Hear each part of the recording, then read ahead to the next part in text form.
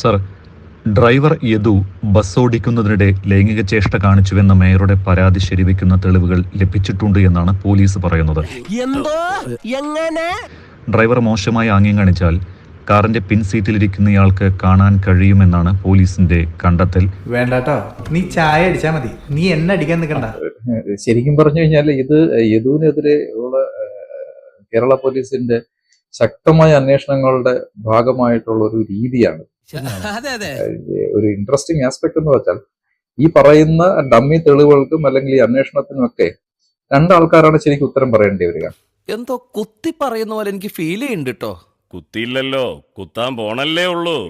ആദ്യം ഈ വിക്ടിം കോടതിയിൽ വരുമ്പോ അല്ലെങ്കിൽ കൂട്ടിൽ നിൽക്കുമ്പോൾ ക്രോസ് എക്സാമിനേഷൻ ഒരു പ്രൊസീജിയർ ഉണ്ട്. ആ ക്രോസ് എക്സാമിനേഷൻ പ്രൊസീജിയറിന് വ്യക്തമായും അല്ലെങ്കിൽ അവരുടെ വേർഷൻ സാധൂകരിക്കുന്ന രീതിയിലുള്ള ഉത്തരങ്ങൾ പറയേണ്ടി വരും.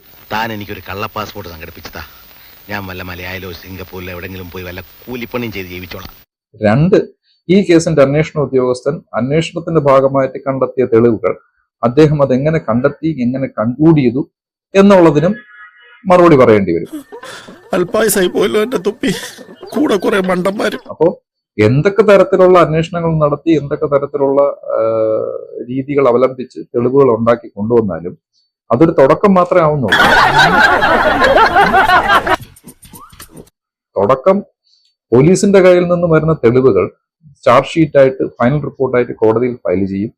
കോടതിയിൽ ഫയൽ ചെയ്തതിന് ശേഷമാണ് ഈ കേസിനകത്തുള്ള ശരിക്കുമുള്ള പ്രൊസീജിയർ സ്റ്റാർട്ട് ചെയ്യുന്നത്. കഴിഞ്ഞിട്ടില്ല രാമ, ഒന്നുകൂടുണ്ട് ബാക്കി. ആ സമയത്ത് ഈ കേസിലെ വാദി കോടതിയിൽ പ്രതിഭാഗം വക്കീൽ ചോദിക്കുന്നതിനെല്ലാം കൃത്യമായി മറുപടി പറയേണ്ടി വരും. അന്നേരം പോലീസിന്റെ ഈ പറയുന്ന ഡമ്മി ഇൻവെസ്റ്റിഗേഷനിൽ ഉണ്ടാവുന്ന പാളിച്ചകൾ, ഡമ്മി ഇൻവെസ്റ്റിഗേഷനിൽ കിട്ടിയ തെളിവുകൾ, ഇതിനെല്ലാം തന്റെ ആദ്യത്തെ സ്റ്റേറ്റ്മെന്റ് റിട്ടേൺ ആയിട്ട് എഴുതി കൊടുത്ത സ്റ്റേറ്റ്മെന്റുമായിട്ട് എന്തൊക്കെ വൈരുദ്ധ്യങ്ങളുണ്ടോ അതിനെല്ലാം മറുപടി പറയാൻ ഈ കേസിലെ വിക്ടിമായ മേയർ പറയേണ്ടി വരും. നീ എന്നെ അങ്ങോട്ട് കൊല്ല്, എന്നിട്ടൊരു കുഴി വിളിച്ച് മൂടിയിട്ട് ആ ബസ് എന്റെ മുകളിൽ